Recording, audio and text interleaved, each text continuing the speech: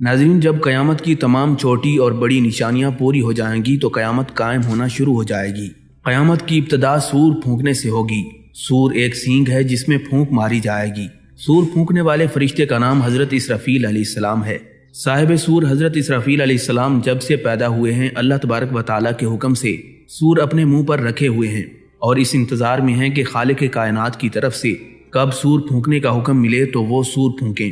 حضرت اسرافیل علیہ السلام جب سور پھونکیں گے تو ان کے دائیں طرف حضرت جبریل علیہ السلام اور بائیں طرف حضرت میکائیل علیہ السلام ہوں گے۔ سور جمعہ کے دن پھونکا جائے گا۔ سور کی آواز اس قدر شدید ہوگی کہ جو شخص بھی سور کی آواز سنے گا تو اپنی گردن ایک طرف جھکا لے گا اور دوسری طرف سے اٹھا لے گا، یعنی بے ہوش ہو کر زمین پر گر پڑے گا۔ سب سے پہلے جو شخص سور کی آواز سنے گا وہ آدمی ہوگا جو اپنے اونٹوں کے حوض کو درست کر رہا ہوگا۔ وہ سور کی آواز سنتے ہی گر پڑے گا اور دوسرے لوگ بھی جیسے جیسے آواز سنیں گے گرتے جائیں گے۔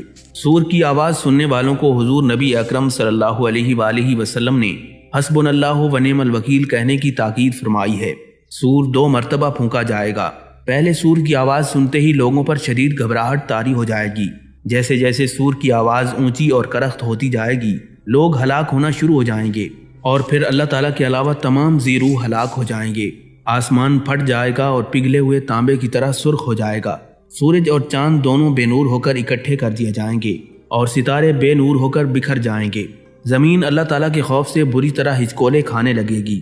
پہاڑ اس طرح ریزہ ریزہ کر دیے جائیں گے کہ بکھرے ہوئے گرد و غبار معلوم ہوں گے۔ دریاؤں اور سمندروں کا پانی آگ سے بھڑک اٹھے گا۔ سور پھونکنے سے پہلے جن پر موت نہیں آئی تھی وہ سب جاندار مر جائیں گے۔ جو سور پھونکنے سے پہلے فوت تو ہو چکے تھے لیکن ان کی روحیں ان کے جسموں میں لوٹا دی گئی تھیں جیسے انبیاء کرام علیہ السلام، تو ان پر صرف بے ہوشی طاری ہوگی۔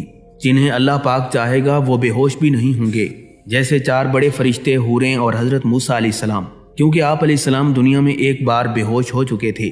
اسی بے ہوشی کو اس کا بدلہ بنا دیا جائے گا۔ اسی طرح شہداء پر بھی سور پھونکے جانے کا کوئی اثر نہیں ہوگا۔ بعض چیزیں ایسی ہیں جو حضرت اسرافیل علیہ السلام کے سور پھونکنے سے بھی فنا نہیں ہوں گی۔ ان میں اللہ رب العزت کی ذات باری تعالیٰ، عرش و کرسی، لوح و قلم اور جنت و دوزخ، اور ان دونوں میں موجود تمام چیزیں اور ارواح بھی فنا نہیں ہوں گی۔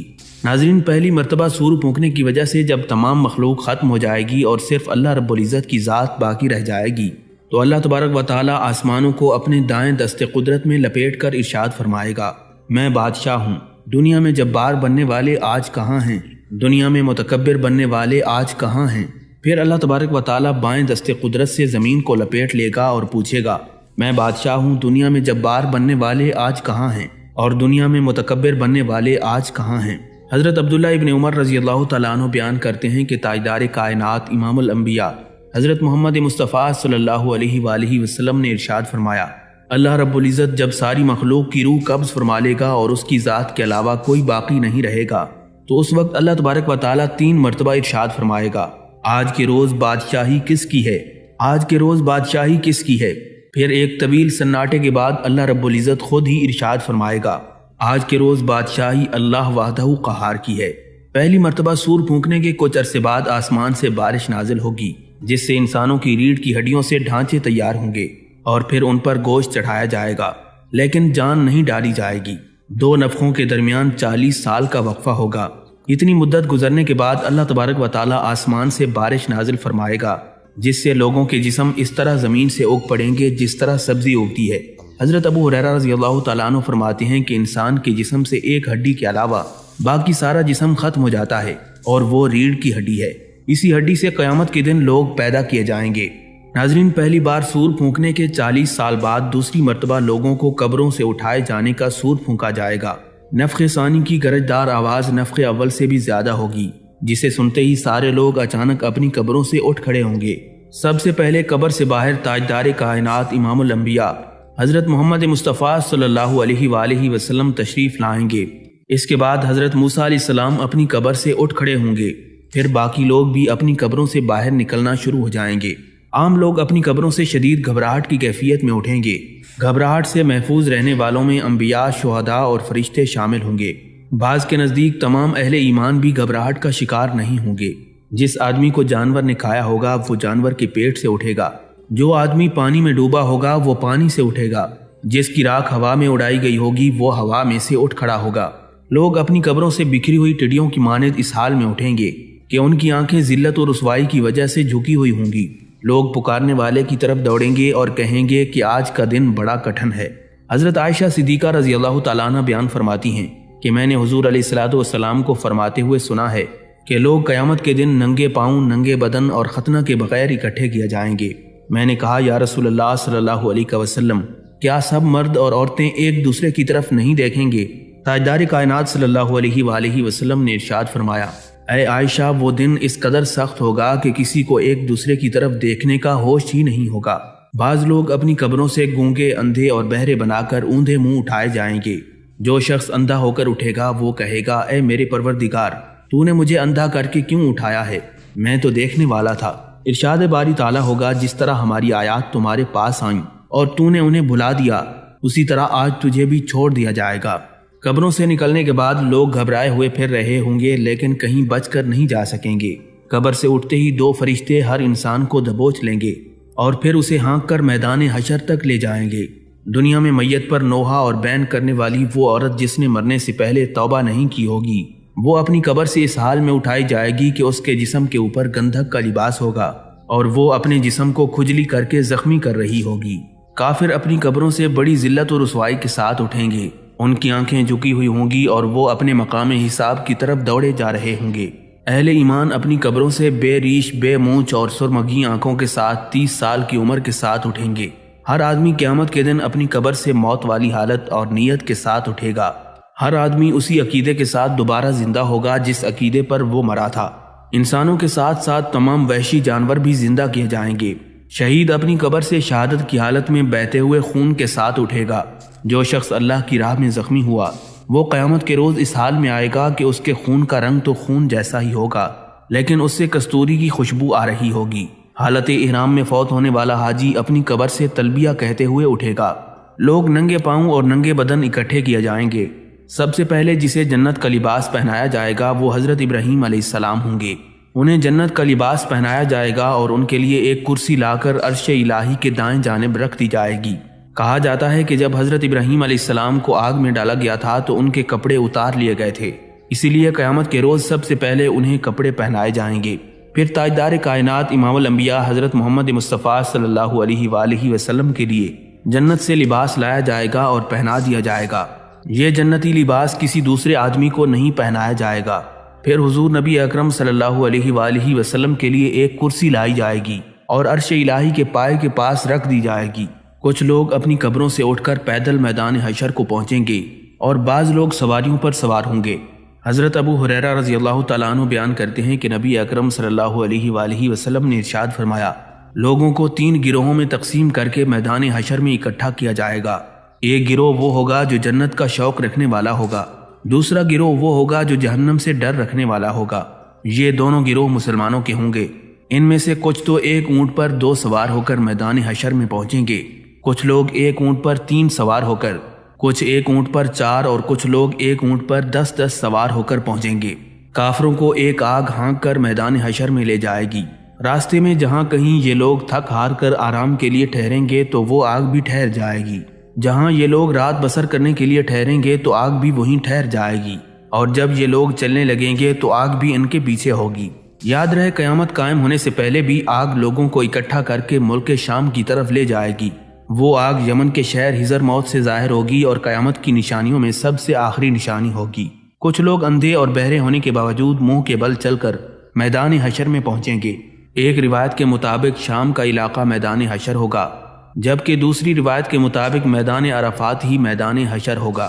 حضرت انس بن مالک رضی اللہ تعالیٰ عنہ سے روایت ہے کہ ایک آدمی نے عرض کیا، اے اللہ کے نبی، کافر اپنے منہ کے بل کیسے چلایا جائے گا؟ تو حضور علیہ الصلوۃ والسلام نے ارشاد فرمایا، وہ ذات جو 2 پاؤں پر چلا سکتی ہے، کیا وہ اس بات پر قادر نہیں کہ قیامت کے روز اسے منہ کے بل چلا دے؟ حضرت قتادہ رضی اللہ تعالیٰ عنہ نے حدیث بیان کر کے کہا کہ ہمارے رب کی عزت کی قسم، وہ ذات ضرور اس بات پر قادر ہے۔ کچھ لوگوں کو فرشتے منہ کے بل گھسیٹ کر میدان حشر میں لائیں گے۔ اللہ تبارک و تعالی میدان حشر میں اس طرح ساری مخلوق کو اکٹھا کرے گا کہ ایک فرد بھی باقی نہیں بچے گا۔ میدان حشر کے زمین و آسمان ہمارے موجودہ زمین و آسمان کے علاوہ نئے تخلیق شدہ زمین و آسمان ہوں گے۔ نئی زمین ہر طرح کے فسق و فجور اور ظلم سے پاک ہوگی۔ اور اس پر تمام فیصلے عدل و انصاف کے مطابق ہوں گے۔ اس دن زمین اللہ رب العزت کے نور سے چمک رہی ہوگی۔ لوگ چمکدار خاکستری رنگ کی صاف ستھری زمین پر اکٹھے کیے جائیں گے جس پر کوئی نشیب و فراز نہیں ہوگا۔ دوسرے لفظوں میں زمین ایک صاف و شفاف اور چٹیل میدان کی طرح ہوگی۔ حضرت عبداللہ ابن مسعود رضی اللہ تعالیٰ عنہ کی روایت کردہ حدیث کے مطابق اس دن زمین سفید ہوگی جس پر کوئی خون نہیں بہایا گیا ہوگا اور جس پر کوئی گناہ بھی نہیں کیا گیا ہوگا۔ حضرت علی بن حسین رضی اللہ تعالیٰ عنہ کہتے ہیں کہ قیامت کے روز اللہ تبارک و تعالیٰ زمین کو ایک ہموار چمڑے کی شکل میں کھینچ دے گا اور اس پر لوگوں میں سے ہر ایک شخص کو 2 قدم رکھنے کی جگہ میسر آئے گی۔ حشر کی ہولناکی موت اور قبر کی سختی سے کہیں زیادہ ہوگی۔ حضرت انس بن مالک رضی اللہ تعالیٰ عنہ فرماتی ہیں کہ حضور نبی علیہ الصلوۃ والسلام نے ارشاد فرمایا، جب سے اللہ تبارک و تعالیٰ نے انسان کو پیدا کیا تب سے اس پر موت سے زیادہ سخت وقت کوئی نہیں آیا، اور پھر موت کے بعد کے مراحل بھی موت سے زیادہ سخت ہیں۔ بے شک لوگ حشر کے دن کی سختی سے دوچار ہونے والے ہیں جس سے پسینے کی لگام آئی ہوگی۔ لوگوں کا پسینہ اس قدر بہہ رہا ہوگا کہ اس پسینے میں کشتیاں چلائی جائیں تو وہ چلنے لگیں گی۔ حشر کی گرمی، پسینہ اور طویل مدت سے تنگ آ کر لوگ دعا کریں گے، یا اللہ ہمیں حشر سے نجات دے، خواہ ہمیں جہنم میں ہی کیوں نہ بھیج دے۔ قیامت کے دن ایک آدمی کو پسینے کی منہ تک لگام آئی ہوگی اور وہ دعا مانگے گا، اے میرے رب اس مصیبت سے مجھے نجات دے، خواہ اس کے بدلے مجھے جہنم میں ہی کیوں نہ بھیج دے۔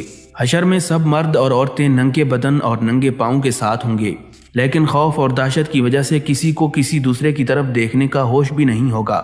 کافروں کے خوف اور غم میں اضافے کے لیے جہنم میدان حشر کے پاس لائی جائے گی۔ حشر کی ہولناکیاں دیکھ کر کفار اور فجار کے چہرے سیاہ پڑ جائیں گے، کوئی انہیں اللہ رب العزت سے بچانے والا نہیں ہوگا اور ان کے چہروں پر تاریک رات کے پردوں جیسی سیاہی چھائی ہوگی۔ حشر کے دن کئی چہرے غبار آلود ہوں گے اور ان پر سیاہی چھائی ہوگی۔ یہ کافر، بدکار، جھوٹ بولنے والے اور تکبر کرنے والے لوگ ہوں گے۔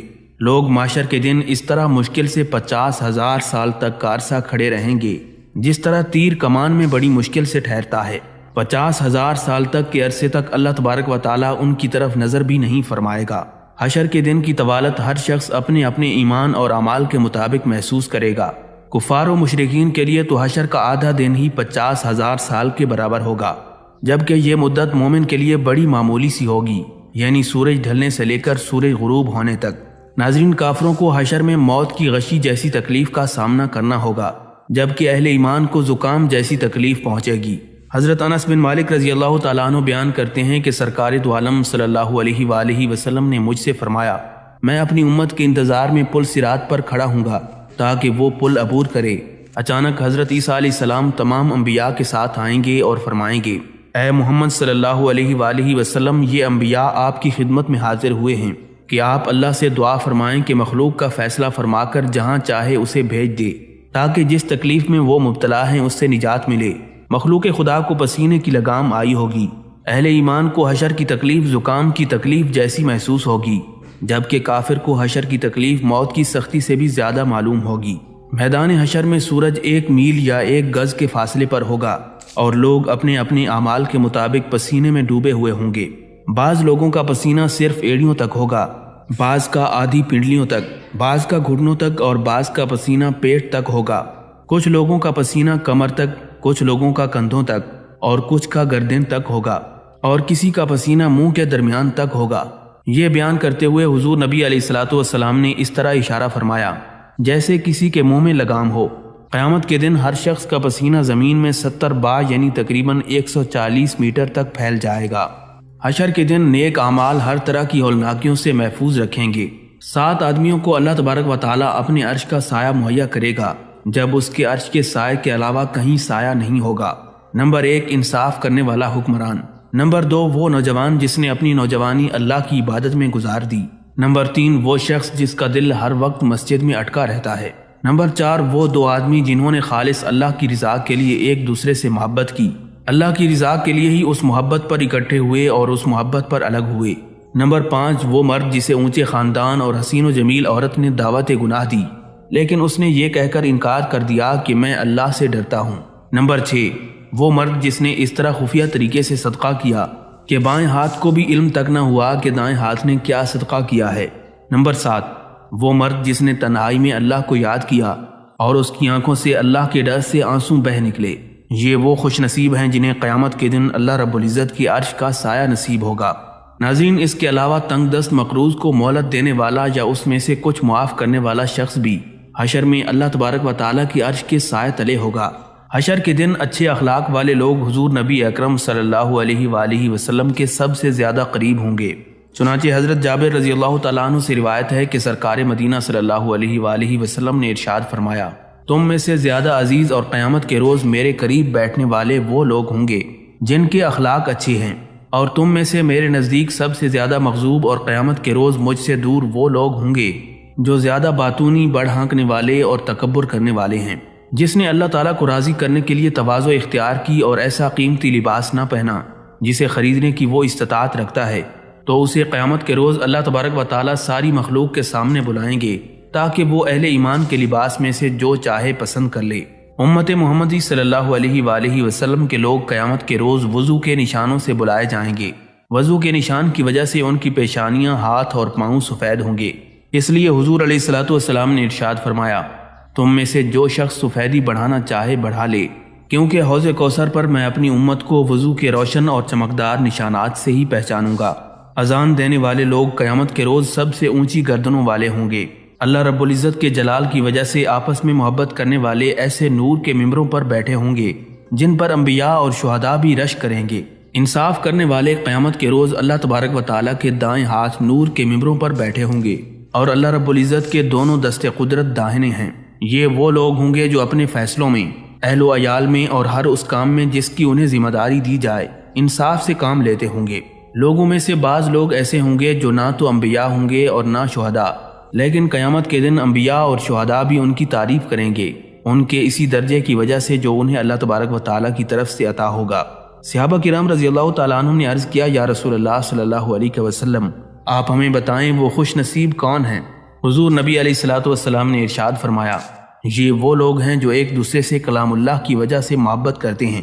ان کی محبت بغیر رشتہ داری کی ہوگی اور بغیر مالی لین دین کی ہوگی۔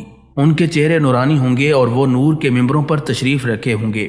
جب لوگ خوف میں مبتلا ہوں گے تو انہیں کوئی خوف نہیں ہوگا، اور جب دوسرے لوگ غم زدہ ہوں گے تو انہیں کوئی غم لاحق نہیں ہوگا۔ پھر نبی علیہ الصلوۃ والسلام نے یہ آیت تلاوت فرمائی، سنو اولیاء اللہ کے لیے نہ خوف ہوگا اور نہ غم۔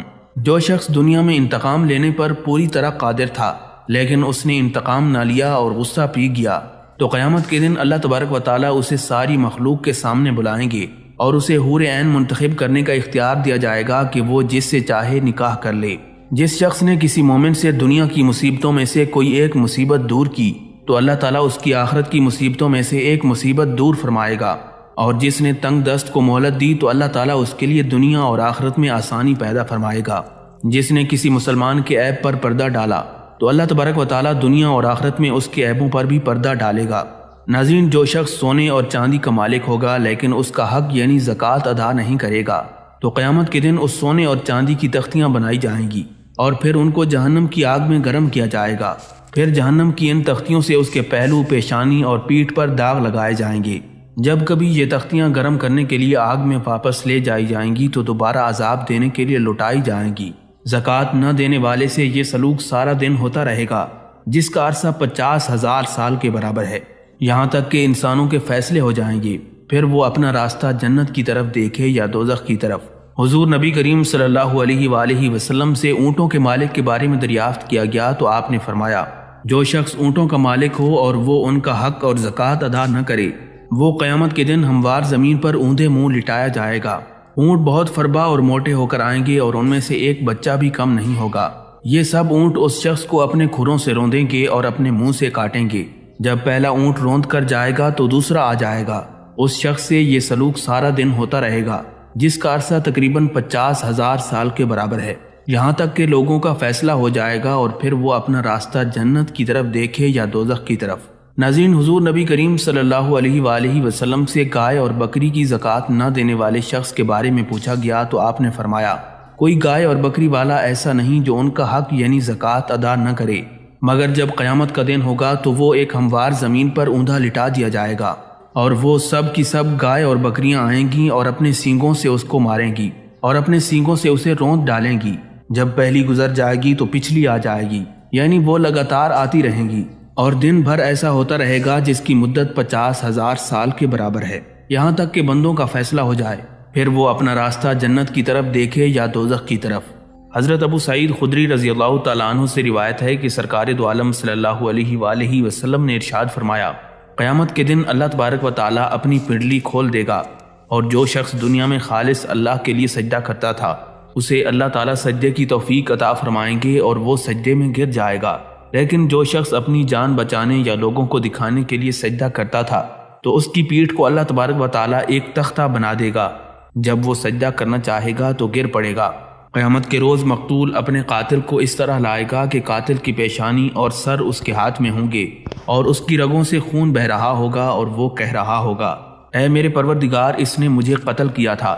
یہ کہتے ہوئے وہ قاتل کو عرش الہی کے قریب لے جائے گا۔ جس شخص نے دنیا میں زمین کا کچھ حصہ ناحق کسی سے چھینا ہوگا تو قیامت کے دن وہ حصہ 7 زمینوں تک اس کے گلے میں ڈالا جائے گا۔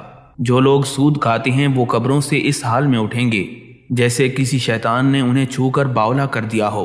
قیامت کے دن تکبر کرنے والے چیونٹیوں کی مانند انسانوں کی شکل میں اکٹھے کیے جائیں گے، ذلت و رسوائی ہر طرف سے ان پر چھائی ہوگی، اور وہ جہنم کے قید خانے میں لائے جائیں گے جس کا نام بولس ہے۔ وہاں سخت ترین آگ انہیں گھیر لے گی اور انہیں جہنمیوں کا خون اور پیپ پلایا جائے گا جسے طینۃ الخبال کہا جاتا ہے۔ جو شخص دنیا میں 10 یا 10 سے زائد افراد کے معاملات کا ذمہ دار بنایا گیا تو قیامت کے دن وہ اللہ تعالیٰ کے حضور اس حالت میں حاضر ہوگا کہ اس کے ہاتھ گردن کے ساتھ طوق کی مانند بندھے ہوں گے، یا تو اس کا نیک طرز عمل اسے چھڑا لے گا یا اس کے گناہ اسے ہلاک کر ڈالیں گے۔ عہد شکنی کرنے والے اس حال میں میدان حشر میں آئیں گے کہ ان کی پیٹھ پر عہد شکنی کے مطابق چھوٹا یا بڑا جھنڈا لگا ہوگا۔ جس شخص کی دنیا میں 2 بیویاں ہوں اور وہ ان دونوں میں سے کسی ایک کی طرف جھک جائے، یعنی دونوں میں عدل سے کام نہ لے، تو وہ قیامت کے روز اس حال میں آئے گا کہ اس کا آدھا دھڑ گرا ہوا ہوگا، یعنی وہ فالج زدہ ہوگا۔ دوسروں پر ظلم کرنے والے میدان حشر میں اندھیروں میں ہوں گے۔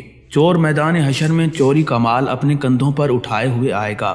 نبی علیہ الصلوۃ والسلام نے ارشاد فرمایا، جو شخص ہمیشہ لوگوں سے سوال کرتا رہتا ہے وہ قیامت کے روز اس حال میں آئے گا کہ اس کے منہ پر گوشت کی بوٹی تک نہیں ہوگی۔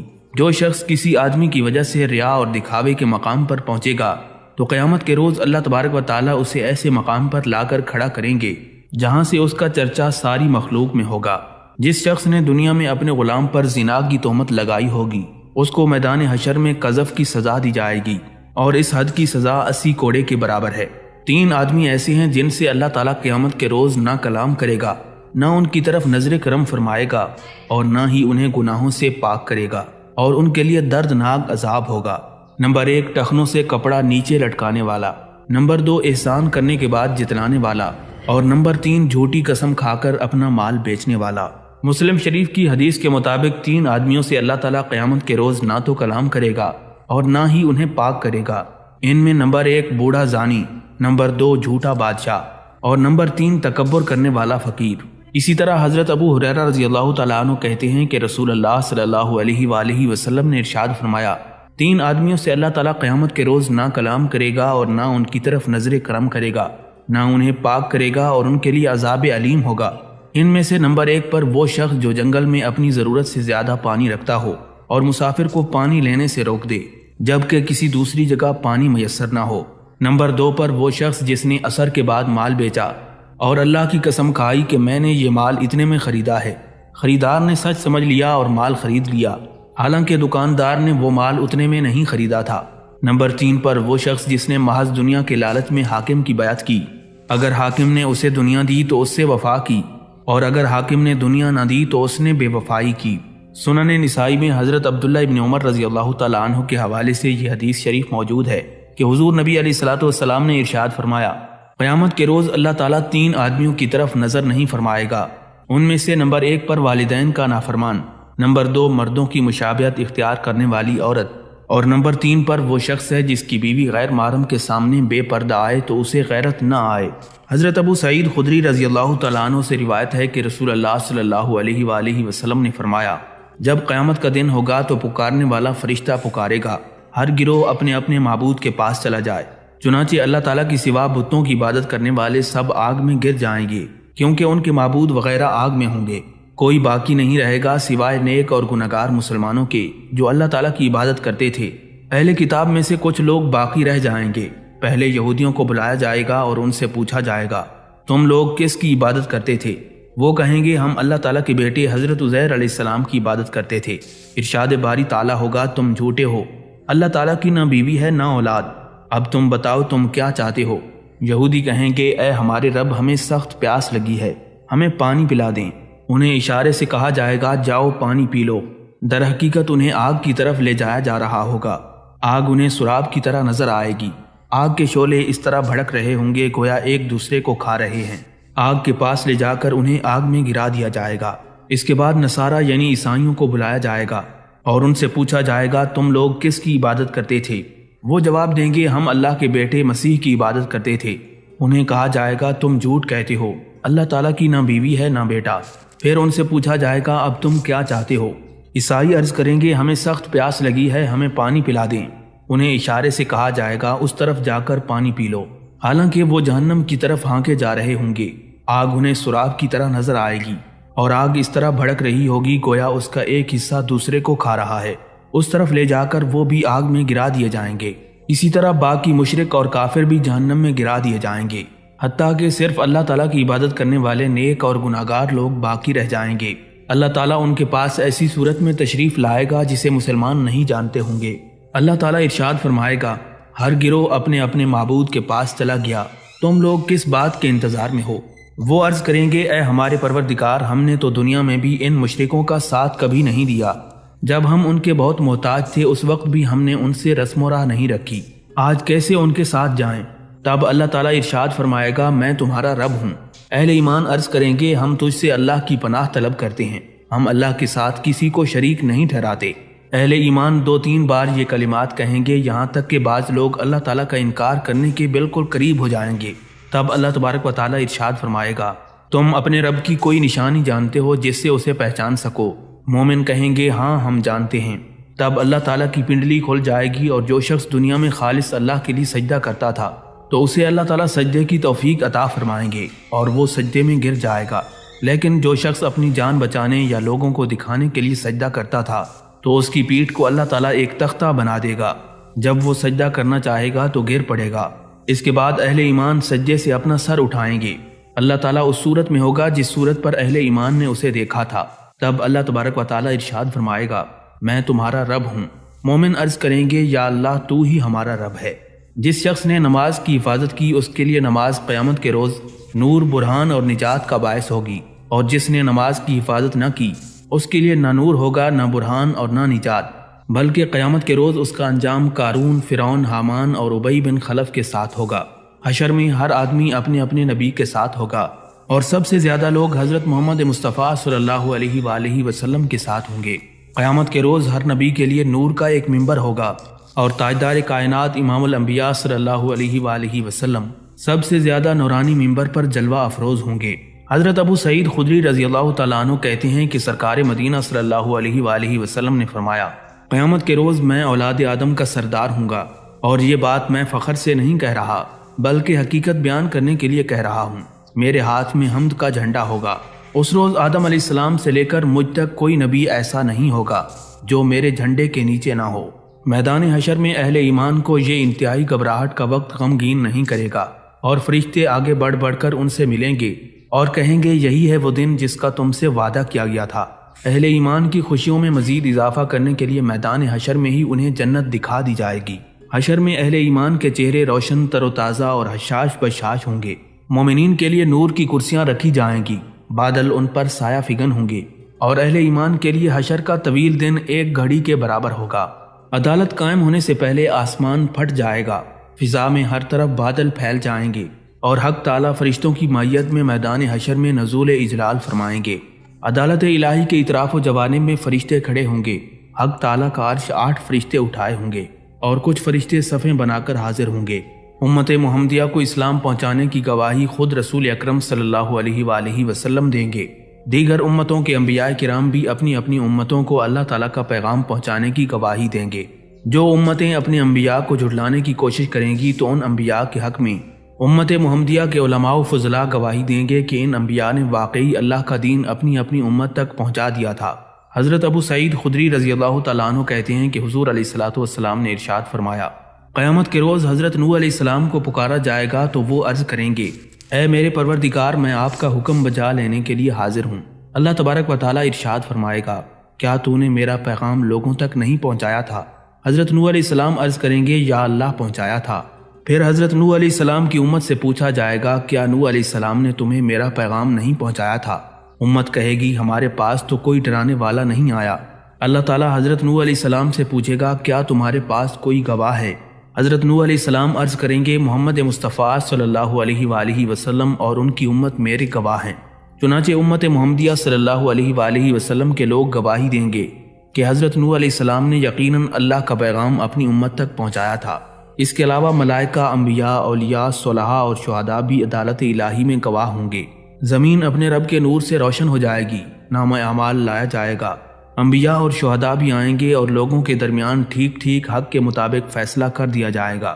کرامن کاتبین کا تیار کیا ہوا اعمال نامہ انسان کے اعمال کی گواہی دے گا۔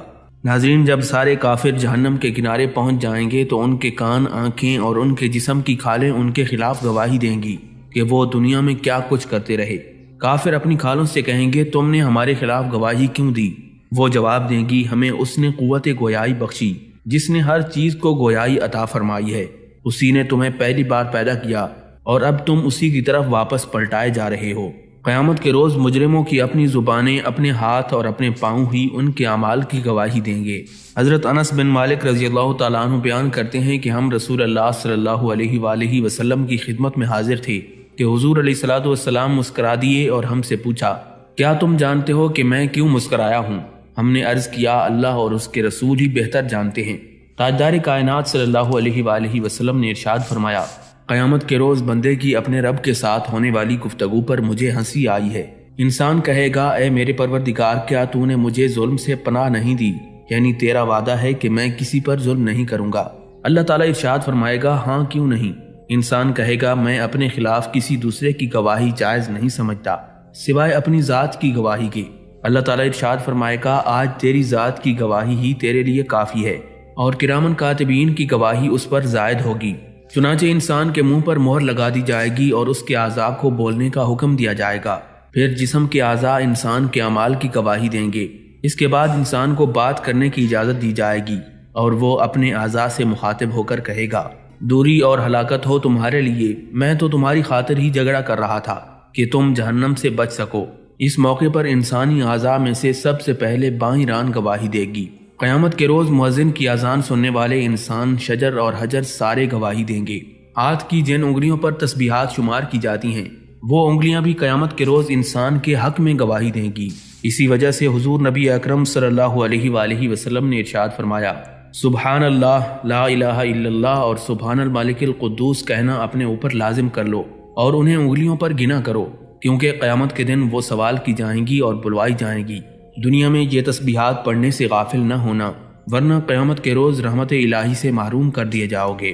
حضرت عبداللہ ابن عمر رضی اللہ تعالیٰ عنہ فرماتے ہیں کہ جس نے کسی حجر یا شجر کے قریب کسی جگہ سجدہ کیا تو قیامت کے روز وہ جگہ اللہ کے حضور گواہی دے گی۔ حضرت ابو ہریرہ رضی اللہ تعالیٰ عنہ سے روایت ہے کہ حضور نبی علیہ الصلوۃ نے ارشاد فرمایا، اس روز زمین اپنی خبریں بیان کرے گی۔ حضور نبی علیہ الصلوۃ نے صحابہ کرام سے پوچھا، کیا تم جانتے ہو کہ زمین کی خبریں کیا ہوں گی؟ صحابہ کرام نے عرض کیا، اللہ اور اس کا رسول ہی بہتر جانتے ہیں۔ حضور نبی اکرم صلی اللہ علیہ وآلہ وسلم نے ارشاد فرمایا، زمین کی خبریں یہ ہوں گی کہ وہ ہر مرد اور ہر عورت کے عمل کے بارے میں گواہی دے گی جو اس نے زمین کی پشت پر کیا ہوگا۔ زمین کہے گی، فلاں مرد و عورت نے فلاں فلاں دن یہ عمل کیا تھا، یہی زمین کی خبریں ہوں گی۔ قیامت کے روز اللہ تعالیٰ حجر اسود کو اس طرح اٹھائے گا کہ اس کی دو آنکھیں ہوں گی جن سے یہ دیکھے گا اور اس کی زبان ہوگی جس سے بات کرے گا۔ حجر اسود ہر اس شخص کے حق میں گواہی دے گا جس نے ایمان کے ساتھ اسے چھوا ہوگا۔ عدالت الہی میں ہر چھوٹے بڑے سے جواب طلبی ہوگی۔ ہر آدمی سے اس کی رعیت کے بارے میں سوال کیا جائے گا۔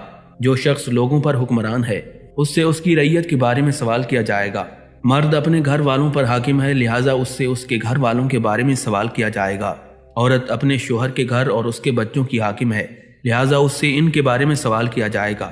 غلام یا ملازم اپنے مالک کے مال پر حاکم ہے، لہٰذا اس سے اس کے بارے میں سوال کیا جائے گا۔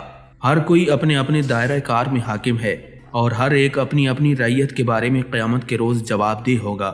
جس روز اللہ تعالیٰ سارے انسانوں کو اکٹھا کریں گے تو پھر فرشتوں سے پوچھیں گے کیا یہ مشرک تمہاری عبادت کیا کرتے تھے؟ فرشتے عرض کریں گے آپ کی ذات شریکوں سے پاک ہے، ہمارے سرپرست آپ ہی ہیں نہ کہ یہ۔ دراصل یہ جنوں کی عبادت کیا کرتے تھے اور ان مشرکوں کی اکثریت ان پر ایمان لائی ہوئی تھی۔ اس وقت کہا جائے گا آج تم میں سے کوئی دوسرے کو نفع یا نقصان نہیں پہنچا سکتا، اور اللہ تبارک و تعالیٰ ظالموں اور مشرکوں سے کہے گا کہ تم اس آگ کا مزہ چکھو جسے تم جھٹلایا کرتے تھے۔ فرشتوں اور رسولوں سے بھی جواب طلبی ہوگی۔ اللہ تبارک و تعالیٰ حضرت عیسیٰ علیہ السلام سے پوچھے گا اے عیسیٰ ابن مریم، کیا تو نے لوگوں سے کہا تھا کہ مجھے اور میری ماں کو الہ بنا لو؟ حضرت عیسیٰ علیہ السلام عرض کریں گے میرا یہ کام نہیں تھا کہ میں ایسی بات کہتا جس کا مجھے حق نہیں تھا۔ اگر میں نے ایسی بات کہی ہوتی تو آپ کو ضرور علم ہوتا۔ جو کچھ میرے دل میں ہے آپ خوب جانتے ہیں، لیکن جو کچھ آپ کے دل میں ہے وہ میں نہیں جانتا۔ اے پروردگار، آپ کی ذات تو غیب کی باتوں سے خوب واقف ہے۔ میں نے اپنی قوم کو اس کے سوا کچھ نہیں کہا جس کا آپ نے مجھے حکم دیا تھا۔ میں نے ان سے کہا تھا کہ اللہ کی عبادت کرو جو میرا رب ہے اور تمہارا بھی رب ہے۔ جب تک میں ان کے درمیان تھا ان کا حال دیکھتا رہا۔ جب تو نے مجھے آسمانوں پر اٹھا لیا تو پھر تو ہی ان کا نگہبان تھا، اور ہر چیز کے نگہبان تو آپ ہی ہیں۔ اب اگر آپ انہیں عذاب دیں گے تو وہ آپ کے بندے ہیں، اور اگر معاف فرما دیں تو آپ غالب اور حکمت والے ہیں۔ قیامت کے روز اللہ تعالیٰ مشرکوں اور ان کے ٹھہرائے ہوئے معبودوں کو جن کی وہ اللہ کے علاوہ عبادت کرتے تھے اکٹھا کرے گا اور پوچھے گا کیا تم نے میرے ان بندوں کو گمراہ کیا یا یہ خود ہی سیدھی راہ سے بھٹک گئے؟ وہ عرض کریں گے اے اللہ، ہماری یہ مجال کہاں تھی کہ آپ کے علاوہ کسی دوسرے کو اپنا معبود بنائیں۔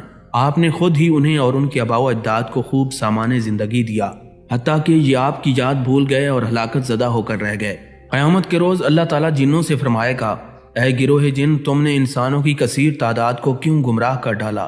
انسانوں میں سے جو ان جنوں کے دوست تھے وہ عرض کریں گے اے ہمارے رب، ہم میں سے ہر ایک نے ایک دوسرے سے فائدہ اٹھایا، اور جو وقت آپ نے ہمارے لیے مقرر کیا تھا اس پر ہم حاضر ہو گئے ہیں۔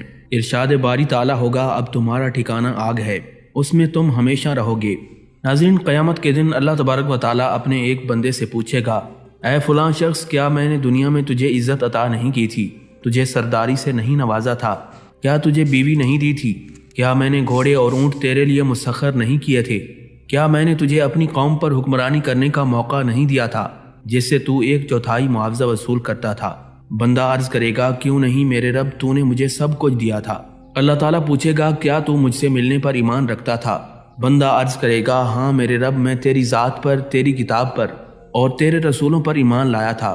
میں نے نماز پڑھی، روزہ رکھا اور صدقہ کیا۔ وہ آدمی جہاں تک ہو سکے گا اپنی تعریف کرے گا اور اپنے بارے میں اچھی باتیں بیان کرے گا۔ اللہ تعالیٰ ارشاد فرمائے گا اچھا ذرا ٹھہرو، ہم ابھی تمہارے خلاف گواہ لاتے ہیں۔ بندہ اپنے دل میں سوچے گا کہ میرے خلاف گواہی کون دے سکتا ہے؟ اللہ تعالیٰ بندے کے منہ پر مہر لگا دیں گے اور اس کی ران کو حکم دیں گے کہ وہ گواہی دے۔ چنانچہ اس کی ران، اس کا گوشت اور اس کی ہڈی بندے کے اعمال کی گواہی دے گی۔ اللہ تعالیٰ یہ گواہی اس لیے مہیا کریں گے تاکہ بندے کا کوئی عذر باقی نہ رہے۔ یہ شخص منافق ہوگا جس پر اللہ تعالیٰ سخت ناراض ہوں گے۔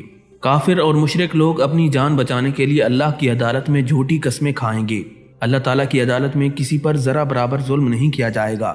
انسان کا ساتھی فرشتہ عدالت میں عرض کرے گا اس شخص کا نامہ اعمال میرے پاس تیار ہے جو بارگاہ الہی میں حاضر ہے۔ حکم ہوگا حق سے اناد رکھنے والے، نیکی سے روکنے والے، حد سے تجاوز کرنے والے اور شک میں پڑنے والے ہر کافر کو جہنم میں پھینک دو۔ جو اللہ کے ساتھ کسی دوسرے کو الہ بنائے بیٹھا تھا اسے شدید عذاب میں مبتلا کر دو۔ میدان حشر میں ہر نبی کو پانی کا ایک حوض دیا جائے گا جس پر اس کے امتی آ کر پانی پئیں گے۔ حوض کوثر کا پانی سب سے پہلے حضور نبی اکرم صلی اللہ علیہ وآلہ وسلم نوش فرمائیں گے۔ حضرت عتبہ بن عبد السلمہ کہتے ہیں کہ ایک آدمی نے کھڑے ہو کر حضور علیہ الصلوۃ والسلام کی خدمت میں عرض کیا جس حوض کا آپ ذکر فرماتے ہیں وہ کیسا ہے؟ حضور علیہ الصلوۃ والسلام نے ارشاد فرمایا اس کی ایک سمت صنعاء سے بصرہ کے درمیان فاصلے کے برابر ہے۔ پھر اللہ تعالیٰ اس حوض سے ایک پرنالہ مجھ تک پہنچا دیں گے جس کے بارے میں کوئی بشر نہیں جانتا کہ وہ پرنالہ حوض کی کون سی سمت سے نکالا گیا ہے۔ اس پر حضرت عمر رضی اللہ تعالیٰ عنہ نے نعرہ تکبیر بلند کیا۔ حضور نبی اکرم صلی اللہ علیہ وآلہ وسلم نے ارشاد فرمایا حوض پر فقراء و مہاجرین کا ہجوم ہوگا جو اللہ کی راہ میں قتل کیے گئے اور مارے گئے، اور میں امید کرتا ہوں کہ اللہ تعالیٰ اس پرنالے کو مجھ تک پہنچائیں گے تو سب سے پہلے میں اس میں سے پانی پیوں گا۔ حضرت صوبان رضی اللہ تعالیٰ عنہ سے روایت ہے کہ حضور نبی علیہ الصلوۃ والسلام نے ارشاد فرمایا میرے حوض پر سب سے پہلے جو لوگ آئیں گے وہ فقراء و مہاجرین ہوں گے، کرد آلود سر، میلے کچیلے کپڑے، ناز و نام میں پلی ہوئی عورتوں سے نکاح کرنے کی استطاعت نہ رکھنے والے، اور جن کے لیے امراء کے دروازے نہیں کھولے جاتے۔ حوض کوثر کا پانی مشک سے زیادہ خوشبودار، شہد سے زیادہ میٹھا، برف سے زیادہ ٹھنڈا اور دودھ سے زیادہ سفید ہوگا۔ جو شخص ایک دفعہ حوض کوثر سے پانی پی لے گا اسے کبھی پیاس نہیں لگے گی، اور جو شخص حوض کوثر کے پانی سے محروم رہا وہ کبھی سیراب نہیں ہوگا۔ جس نے حوض کوثر سے ایک بار پانی پی لیا وہ اس کے بعد کبھی پیاس محسوس نہیں کرے گا اور اس کا چہرہ کبھی سیاہ نہیں ہوگا۔ حوض کوثر پر سونے اور چاندی کے جام ہوں گے جن کی تعداد آسمان کے ستاروں کے برابر ہوگی۔ حوض کوثر کی ایک سمت مدینہ اور عمان کے درمیانی فاصلے کے برابر ہوگی، یعنی تقریباً 1000 کلومیٹر کے برابر۔ حوض کوثر میں پانی جنت سے آنے والے 2 پرنالوں کے ذریعے آئے گا، جن میں سے ایک سونے کا اور دوسرا چاندی کا ہوگا۔ حضرت حذیفہ رضی اللہ تعالیٰ عنہ کہتے ہیں کہ حضور علیہ الصلوۃ والسلام نے فرمایا، قسم اس ذات کی جس کے ہاتھ میں میری جان ہے، میں حوض سے غیر مسلموں کو اسی طرح ہٹا دوں گا جس طرح اونٹوں کا مالک دوسرے اونٹوں کو ہٹا دیتا ہے۔ عرض کیا گیا، یا رسول اللہ صلی اللہ علیہ وسلم، کیا آپ ہمیں پہچان لیں گے؟ حضور نبی علیہ الصلوۃ والسلام نے ارشاد فرمایا، ہاں، تم میرے پاس آؤ گے تو وضو کی وجہ سے تمہارے ہاتھ، پاؤں اور پیشانیاں چمک رہی ہوں گی، یہ صرف تمہارے علاوہ کسی دوسری امت میں نہیں ہوگی۔ حضرت ابو ہریرہ رضی اللہ تعالیٰ عنہ سے روایت ہے کہ رسول اکرم صلی اللہ علیہ وآلہ وسلم نے فرمایا، میں حوض کوثر پر کھڑا ہوں گا کہ لوگوں کی ایک جماعت میرے سامنے آئے گی، میں انہیں پہچان لوں گا کہ یہ میرے امتی ہیں۔ اتنے میں میرے اور ان کے درمیان ایک شخص نمودار ہوگا، وہ اللہ تبارک و تعالیٰ کا بھیجا ہوا فرشتہ ہوگا۔ وہ اس جماعت سے کہے گا، ادھر آؤ۔ میں کہوں گا، انہیں کہاں لے جا رہے ہو؟ وہ شخص کہے گا، میں انہیں جہنم میں لے جا رہا ہوں۔ میں پوچھوں گا، ان کا جرم کیا ہے؟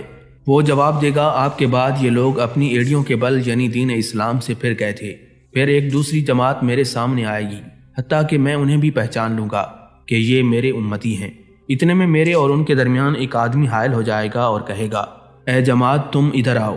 انہیں حوض کوثر سے واپس لے جائے گا۔ میں کہوں گا، انہیں کہاں لے جاؤ گے؟ وہ جواب دے گا، جہنم کی طرف۔ اللہ کی قسم، انہیں جہنم کی طرف لے جا رہا ہوں۔ میں پوچھوں گا، ان کا جرم کیا ہے؟ وہ کہے گا، یہ لوگ آپ کے بعد اسلام سے پھر گئے تھے، اور میں سمجھتا ہوں کہ لاوارث اونٹ کی طرح ان میں سے کوئی بھی جہنم سے نہیں بچے گا۔ ناظرین، بدعتی لوگ بھی حوض کوثر کے پانی سے محروم رہیں گے۔ جھوٹے اور ظالم حکمرانوں سے تعاون کرنے والے بھی حوض کوثر کے پانی سے محروم رہیں گے۔ میدان حشر میں طویل مدت تک بھوکے پیاسے، شدید گرمی اور بدبودار پسینے میں شرابور لوگ تنگ آ کر کبار انبیاء کرام علیہم السلام کی خدمت میں حاضر ہوں گے کہ وہ اللہ تعالیٰ سے حساب کتاب شروع کرنے کی سفارش کریں۔ تمام انبیاء کرام سفارش کرنے سے انکار کر دیں گے۔ آخر میں تاجدار کائنات امام الانبیاء کی خدمت میں لوگ حاضر ہوں گے اور آپ صلی اللہ علیہ وآلہ وسلم اللہ تعالیٰ کی بارگاہ میں حساب کتاب شروع کرنے کے لیے سفارش کریں گے۔ اسے شفاعت کبریٰ یا شفاعت عظمیٰ کہا جاتا ہے۔ حضرت انس بن مالک رضی اللہ تعالیٰ عنہ سے روایت ہے کہ حضور نبی اکرم صلی اللہ علیہ وآلہ وسلم نے ارشاد فرمایا، قیامت کے روز لوگ اکٹھے ہوں گے اور کہیں گے، ہمیں اپنے رب کے حضور کسی سے سفارش کروانی چاہیے تاکہ اللہ تعالیٰ ہمیں حشر کی تکلیف سے نجات دے۔ چنانچہ لوگ حضرت آدم علیہ السلام کے پاس آئیں گے اور عرض کریں گے، آپ کو اللہ تبارک و تعالیٰ نے اپنے دست قدرت سے پیدا کیا، اپنی روح پھونکی اور فرشتوں کو حکم دیا کہ آپ کو سجدہ کریں۔ آج ہمارے رب کے حضور ہمارے لیے سفارش کر دیں کہ وہ حساب کتاب شروع کرے اور حشر کی تکلیف سے ہمیں نجات دے۔ حضرت آدم علیہ السلام فرمائیں گے، میں اس کے لائق نہیں، تم حضرت نوح علیہ السلام کے پاس جاؤ، وہ اللہ کے بھیجے ہوئے سب سے پہلے رسول ہیں۔ لوگ حضرت نوح علیہ السلام کے پاس حاضر ہوں گے تو وہ کہیں گے، آج میں تمہارے کسی کام نہیں آ سکتا۔ تم لوگ حضرت ابراہیم علیہ السلام کے پاس جاؤ۔ چنانچہ لوگ حضرت ابراہیم علیہ السلام کے پاس آئیں گے تو وہ بھی کہیں گے، آج میں تمہارے کسی کام نہیں آ سکتا۔ تم حضرت موسیٰ علیہ السلام کے پاس جاؤ، اللہ تعالیٰ نے انہیں دنیا میں براہ راست کلام سے نوازا تھا۔ پھر لوگ حضرت موسیٰ علیہ السلام کے پاس حاضر ہوں گے تو وہ کہیں گے، آج میں تمہارے کسی کام نہیں آ سکتا، لہٰذا حضرت عیسیٰ علیہ السلام کے پاس جاؤ۔ لوگ حضرت عیسیٰ علیہ السلام کے پاس ہوں گے تو وہ بھی یہی جواب دیں گے، آج میں تمہارے کسی کام نہیں آ سکتا۔ تم لوگ محمد صلی اللہ علیہ وآلہ وسلم کے پاس چلے جاؤ۔ پھر لوگ تاجدار کائنات صلی اللہ علیہ وآلہ وسلم کے پاس آئیں گے۔ حضور نبی علیہ الصلوۃ والسلام اللہ تعالیٰ سے باریابی کی اجازت طلب کریں گے اور اپنے رب کے حضور سجدے میں گر پڑیں گے۔ اللہ تعالیٰ جتنی مدت تک چاہے گا حضور علیہ السلام کو سجدے میں پڑا رہنے دے گا۔ پھر کہا جائے گا، اے محمد صلی اللہ علیہ وسلم، سر اٹھاؤ، تم سوال کرتے جاؤ، تمہیں عطا کر دیا جائے گا، تم بات کرو، تمہاری بات سنی جائے گی، تم سفارش کرو، تمہاری سفارش قبول کی جائے گی۔ پھر حضور نبی علیہ الصلوۃ والسلام اپنا سر مبارک اٹھائیں گے اور اللہ رب العزت کی حمد و ثنا کریں گے، اور پھر اس کے بعد حضور نبی اکرم صلی اللہ علیہ وآلہ وسلم بارگاہ رب ذوالجلال میں لوگوں کے لیے سفارش کریں گے۔ شفاعت کبریٰ کے لیے حضور نبی علیہ الصلوۃ والسلام جنت کا دروازہ کھلوائیں گے اور اللہ تعالیٰ کے عرش کے نیچے پہنچ کر سجدے میں گر پڑیں گے، اللہ تعالیٰ کی دیر تک حمد و ثنا کریں گے۔ پھر نبی علیہ الصلوۃ والسلام کو سفارش کی اجازت مل جائے گی۔ شفاعت کبریٰ کے نتیجے میں سب سے پہلے امت محمدیہ کے 49 لاکھ افراد بلا حساب و کتاب جنت میں داخل ہوں گے۔ پھر حضور نبی اکرم صلی اللہ علیہ وآلہ وسلم کی سفارش کے نتیجے میں جو کے برابر ایمان رکھنے والے مسلمان جہنم سے نکالے جائیں گے، پھر چیونٹی یا رائی کے برابر ایمان رکھنے والے مسلمان جہنم سے نکالے جائیں گے، اور آخر میں چیونٹی یا رائی سے بھی کم ایمان رکھنے والے مسلمان جہنم سے نکال لیے جائیں گے۔ کبیرہ گناہوں کے مرتکب مسلمانوں کے لیے جہنم میں چلے جانے کے بعد بھی حضور نبی اکرم صلی اللہ علیہ وآلہ وسلم ان کے لیے سفارش کریں گے اور وہ جنت میں داخل ہوں گے۔ حضور نبی اکرم صلی اللہ علیہ وآلہ وسلم کی سفارش کے بعد دیگر انبیاء کرام، فرشتے، اولیاء، صلحاء اور شہداء بھی سفارش کریں گے۔ شہید اپنے قریبی رشتہ داروں میں سے 70 افراد کی سفارش کرے گا۔ ایماندار لوگ جنت میں داخل ہونے کے بعد اپنی جان پہچان والوں کے لیے سفارش کریں گے اور انہیں جہنم سے نکال کر جنت میں لے جائیں گے۔ بعض اہل ایمان 2 اور 3 آدمیوں کی سفارش کریں گے۔ روزہ اور قرآن مجید بھی سفارش کرے گا۔ سورہ بقرہ، سورہ آل عمران اور سورہ ملک بھی اپنے پڑھنے والوں کے لیے سفارش کریں گی۔ نیک اولاد بھی والدین کے لیے سفارش کرے گی۔ حضور نبی علیہ الصلوۃ والسلام کی سفارش سے امت محمدیہ کی اتنی تعداد جنت میں چلی جائے گی کہ جنت کی آدھی آبادی امت محمدیہ صلی اللہ علیہ وآلہ وسلم کی ہوگی۔ حضور نبی علیہ الصلوۃ والسلام کی سفارش سے امت محمدیہ کے اتنے آدمی جنت میں داخل ہوں گے کہ حضور علیہ الصلوۃ والسلام خوش ہو جائیں گے۔ رسول اکرم صلی اللہ علیہ وآلہ وسلم صرف اس شخص کے لیے سفارش فرمائیں گے جو مرتے دم تک عقیدہ توحید پر قائم رہا۔ یاد رہے کہ اللہ تبارک و تعالیٰ کی اجازت کے بغیر کوئی نبی، ولی یا شہید سفارش کرنے کی جرات نہیں کر سکے گا۔